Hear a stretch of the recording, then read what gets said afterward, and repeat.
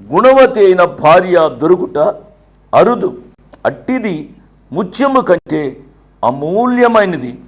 గుణవతి అయిన భార్య అనే మాట వచ్చినప్పుడు వివాహ వ్యవస్థను జ్ఞాపకం చేస్తూ ఉంది.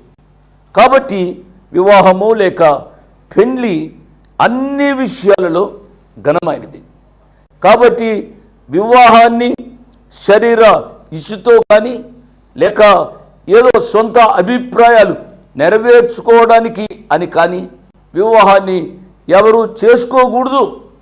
దేవుని యొక్క వాక్యం చాలా క్రిస్టల్ క్లియర్గా ఉంది.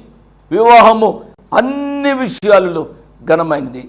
ఈ ఘనమైన వివాహాన్ని చాలా జాగ్రత్తగా ప్రార్థనాపూర్వకంగా ఆలోచించి చేసుకున్న వాళ్ళని ప్రభు పేరిట నేను జ్ఞాపకం చేస్తున్నాను. ఇందులో